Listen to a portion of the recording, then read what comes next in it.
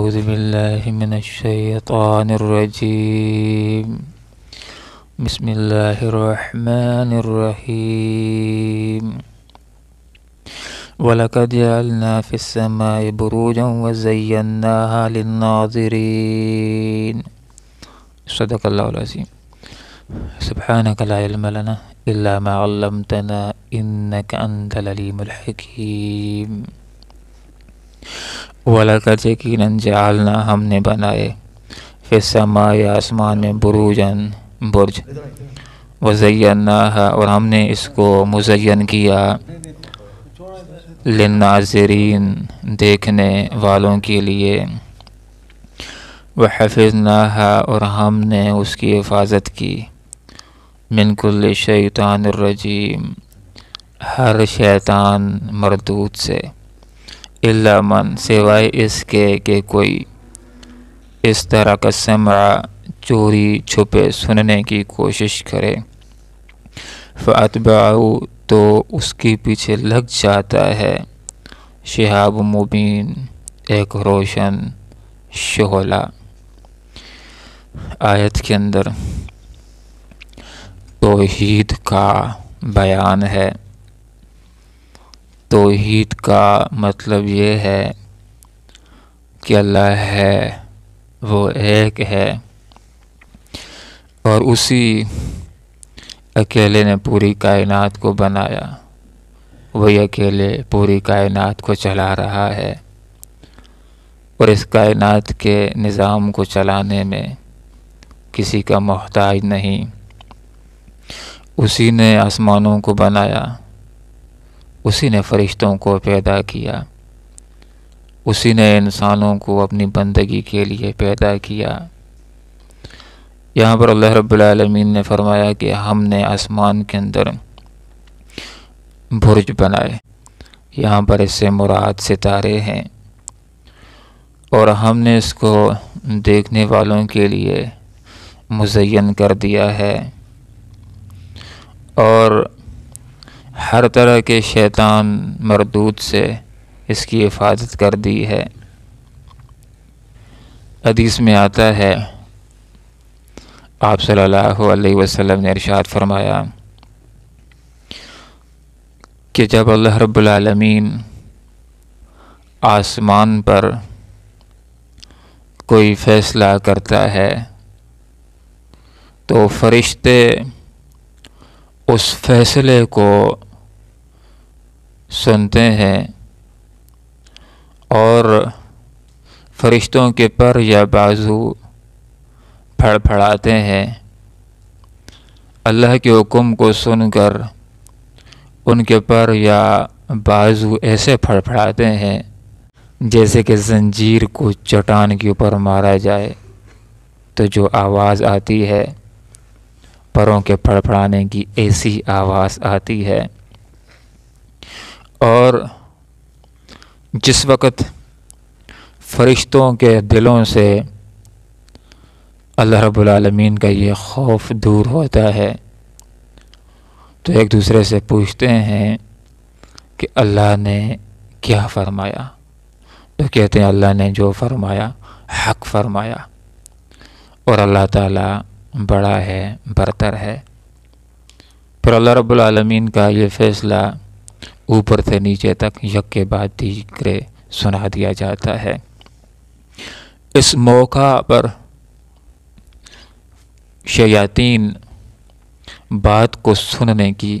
کوشش کرتے ہیں اور بات کو سننے کے لیے فاصلے پر ایک دوسرے کے اوپر کھڑے ہوتے ہیں اور ایک آدھ حکم سن کر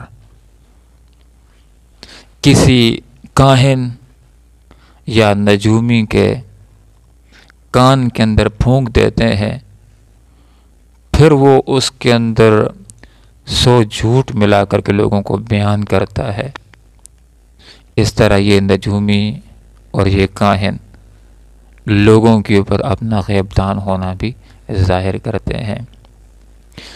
تو اللہ رب العالمین نے یہاں پر یہ بات ارشاد فرما دی کہ الا من سوائے اس کے کہ کوئی اس طرح کا سما چوری چھپے سننے کی کوشش کرے کہ وہ گفتگو جو فرشتے اللہ تعالیٰ کے حکم کے بارے میں آسمانوں کے اوپر کرتے ہیں، اس بات کو یہ شیاطین سننے کے لیے اوپر جاتے ہیں کہ سن لیں، اور آ کر کے دنیا کے اندر کسی کائن کسی نجومی کے دل کے اندر ڈال دیں، تاکہ وہ لوگوں کے اوپر اپنا غیب دان ہونا ظاہر کرے اور لوگوں کے عقائد بگڑ جائیں، لوگ گمراہ ہو جائیں۔ تو یہ جب باتوں کو سننے کے لیے اوپر کی طرف جاتے ہیں، شیاطین آسمانوں کی طرف جاتے ہیں، تو یہ ستارے ٹوٹ کر کے شہاب ثاقب کی صورت میں ان کے پیچھے بھاگتے ہیں، ان شیاطین کو دور تک بھگاتے ہیں، ان کو بھسم کرتے ہیں تاکہ یہ کوئی بات سن نہ سکیں۔ فَأَتْبَعُوا، کوئی چوری چھپے سننے کی کوشش کرتا ہے تو فَأَتْبَعُهُ شِهَابٌ مُبِينٌ، پیچھے لگ جاتا ہے اس کے ایک روشن شعلہ جو اس کو دور تک بھگاتا ہے یا اس کو بھسم کرتا ہے۔ ستاروں کے بہت سارے فائدے ہیں۔ ستاروں کی وجہ سے